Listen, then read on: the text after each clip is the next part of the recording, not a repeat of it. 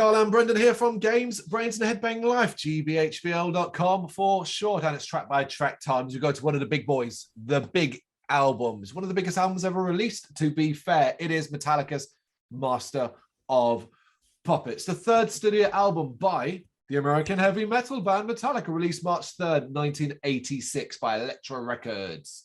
It was the band's last album to feature bass player Cliff Burton, who of course died in a bus accident in Sweden during the album's promotional tour. I am not going to tell you how successful this album was. You should know this was a very successful album. But the one note of interest I did find that I didn't know before, I thought was really interesting, which is it was the first metal recording to be selected by the Library of Congress for preservation in the National Recording Registry for being culturally, historically, or aesthetically significant. That is very cool. That is very cool. Thanks, Congress. Yeah, there you go. I wonder how, I think it's quite an interesting thing because I didn't know that sort of thing happened. I wonder, it'd be interesting to see what other ones ever did. So I don't know loads, but I know one horror movie that's in it. And that is Night of the Living Dead, the George A. Romero original black and white. That's it. That's all I know. Are you Googling it now? No, but I'm putting it in here so I don't forget to Google it. Oh, okay. All right. Yeah, see what else is there. Okay. Of course, we're probably going to be preaching to the choir as we go through this album. It's an album we both know extremely well, so well, in fact, it was chosen because we were short on time and needed to do some quick track by tracks. And it's like, well, let's choose a couple of albums that we know so well, you almost don't need to write any notes. Hence, Master of Puppets was chosen. And we begin with Battery. And it's simply this. What a banger start this is. The slow melody that drifts, the kick into a heavier sound, and that eventual explosion of thrash. The shouted lyrics, the guitar soloing, the energetic pacing. It's a great song. I agree. Yeah, I mean, yeah, it is.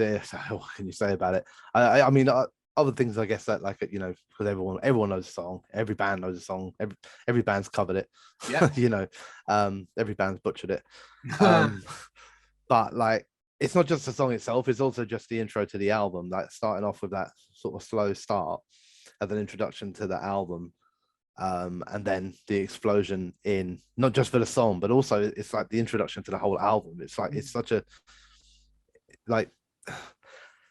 it's perfection, really, in terms of its position and everything like that. Do you know what I mean? It's absolutely brilliant. So yeah, it's one of their best ever. So, yeah, this album features a lot of that.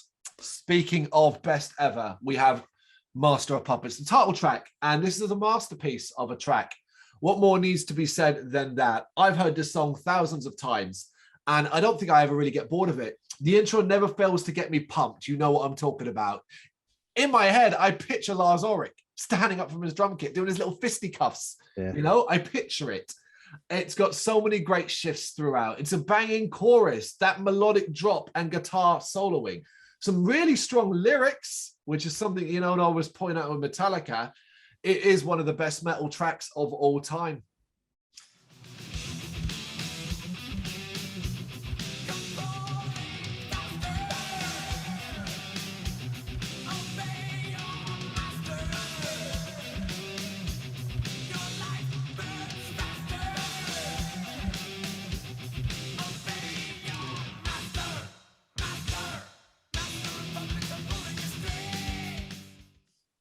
And I also agree. There'll be a lot of agreeing here. But yeah, like you said, like it's surprisingly deep musically. Although I guess in some of their earlier stuff they were, you know, they kind of it went more awry as they went older. It did. You know, like the intro, everything about the song is just like, it is culturally significant. Like the song itself, man, like the minute you say the words, first thing you hear in your head is that dun dun dun dun. You're like, oh, straight there. The master bit where it trails down and the vocals and start stretching it out, you know, and then goes into the clean. It's one of my favorite solos of all time. Yeah, brilliant live song. Yeah, you know, it is rightly kind of heralded as I guess probably as close to perfection as any band could ever hope to achieve. Yeah, it really is. It really is. Okay, then let's see if there's a difference here. The thing that should not be. This is the one track I think I can take or leave on this album, even though I still enjoy it. Weirdly, I think the symphonic flourishes that are on S&M make this a better track, as they really enhance what is supposed to be the darker horror base this track is supposed to have. I think it's a very good track. I think it's quite unique in between what it is, Master, and what comes afterwards. But when I was hearing it, I was listening to it earlier on today, and I'm thinking, man, I miss those symphonic flourishes. That's what really makes this a horror track. Yeah, I mean, I can get what you're saying. I think like the S&M version of a lot of their songs, not necessarily are better, but like they definitely add something to pretty much all of the songs they did. Yep. I do really, really love this song. I always have. I always felt like it was, yeah, especially after like the kind of insanity of Battery and Master of Puppets, that this sudden switch in tone like was a really important step on the album, actually. And that actually, if you would have just kind of done that and then gone straight into track 4 and kind of kept it at that higher level, higher tempo, that I don't think it would have damaged the album, because it still would have been amazing, don't get me wrong, but like a sudden switch and like into a kind of like bassy kind of groove, and you know, vocals are great. Yeah, I mean, for me, it's not obviously this is not, I'm not talking about it's up there with Battery and Master of the Puppets, but you know, it's another phenomenal track. Oh, there we go. One I could take or leave. So slight difference there. Welcome Home, Sanitarium. This is one of my all-time favorite Metallica songs, with some of the most amazing melodies. The intro is downright beautiful, and the darker, slower tone overall that comes to life in the chorus really works for me. Again, it's got some really great lyrics, and the tone switch halfway through helps keeps this one fresh sounding, faster, heavier, with a really banging solo too. I love this track. I just do. They keep me locked up in this cage. Can't they see it's why my brain says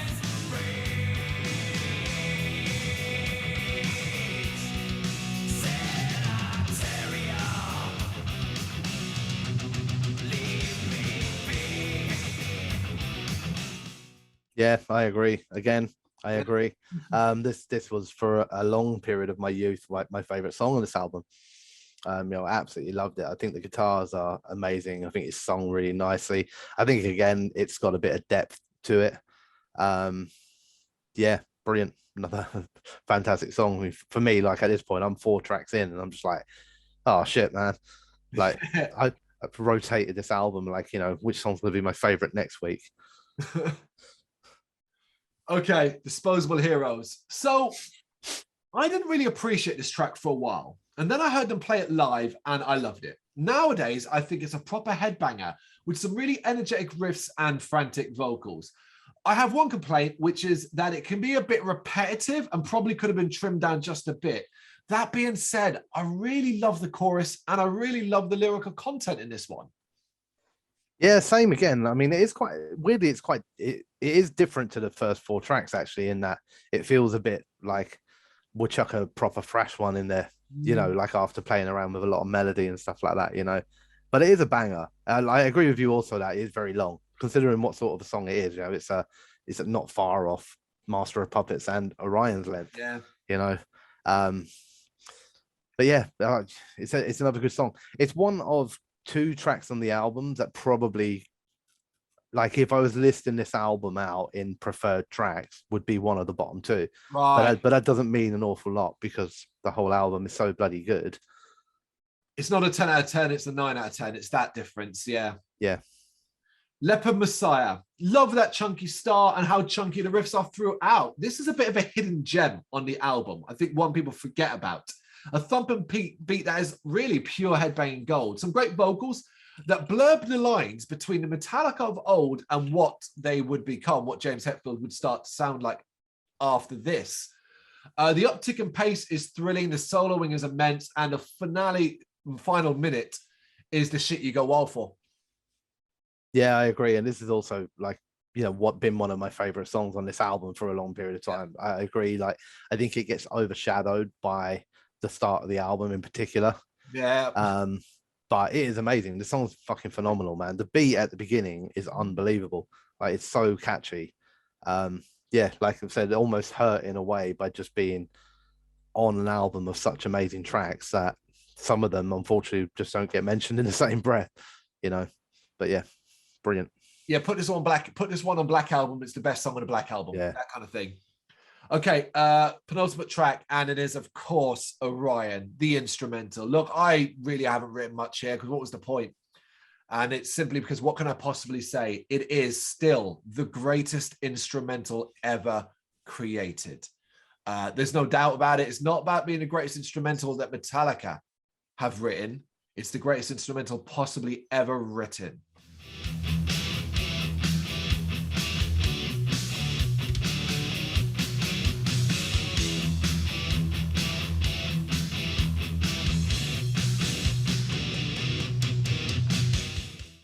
Yeah. Yeah, and again, 100% agree. It is the greatest instrumental ever written. No doubt on that at all. I've listened to a lot. I've listened to a lot of Metallica. I've listened to a lot of other bands, and as much as I love loads of instrumentals from loads of different bands, this is on a different like plane of existence. Nothing will ever touch this, I don't think. It's pure perfection. And you know, like consider, I mean, there are a lot of songs on this album that I've heard a lot. I'm sure the same for you. But the one like I don't think I would ever skip this track. Oh, like even if I'd listened to it and then somehow randomly in the shuffle it came on with the next song, I think I'd just listen to it again. You know, this song is like, yeah, it's perfection, and it's one of the it's those instrumentals that like that, you know, it is perfect not having words because it just doesn't need them because everything comes through. yeah. Like, it's so perfectly played, and the layers, and yeah, it's got everything. It really is. If by some miracle you're listening to this, watching this, and you're like, I've never heard this track, where have you been? Go listen to it now. And last but not least, Damage Inc. An impossible task for Metallica to follow that track. I mean, how the fuck do you put another one after Orion? But I'll give them credit. They give it a right good go with Damage Inc. I really, really fucking like the ethereal intro, as it's obviously different to everything we've heard before. And then we get a hyperactive blast of thrash metal that goes in a few different directions that you might not expect. The solo is particularly face-melting stuff. It's not particularly the most memorable track, particularly after the high of Orion and stuff like that, but I think as a bookend, Barry to start this at the end, it actually works really fucking well. Yeah, I mean, I do like this song. This would be my least favorite song on the album. Okay. Although again, you know, we're talking like sort of 8 amazing songs, so it's not really like a diss. I also really like the intro, you know, which I guess for a lot of people would have been sort of step one of Kirk's apparent obsession with wah wah pedals. Yeah.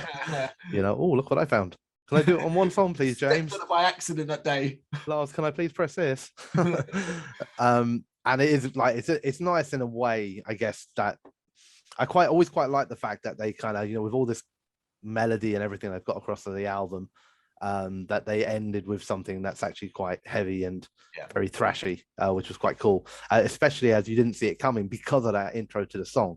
Yeah, you think like, oh, we're gonna get another like kind of melodic thing going on here, and then bang. I actually, for me though, I think Orion should have been the ending to this album. Like, I want this song on it, but I think it should have been before Orion. Right, and ended with Orion. I don't think you're wrong.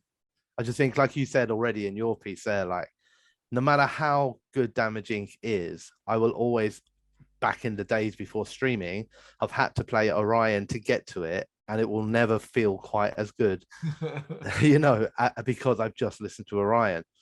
And, you know, they go back to CD days here, man. Like, the first time I listened to this album, you know, I play Battery, I'd probably get stuck there for 2 weeks.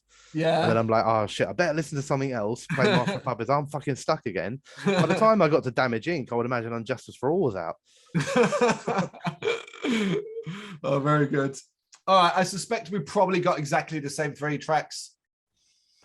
Well, we'll see, actually. So my 3 are Master of Puppets, Leper Messiah, and Orion.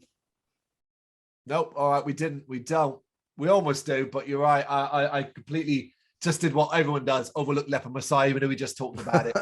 My 3 were Master of Puppets, Welcome Home, Sanitarium, and Orion, obviously. But it is that whole thing. It's that close. It really could have been one of those where I'll just highlight them all. Yeah, absolutely.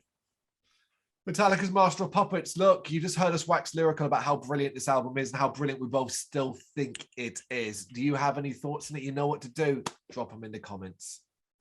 Thank you very much for watching. You can check us out on gbhbl.com as well as on Facebook, Instagram, Twitter and Tumblr.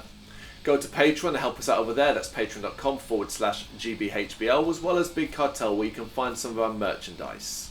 We have a podcast running on SoundCloud and Apple Podcasts. And of course, if you like this video, do us a favour, hit the subscribe button and help the channel grow. Games, horror and heavy metal. What else is life for?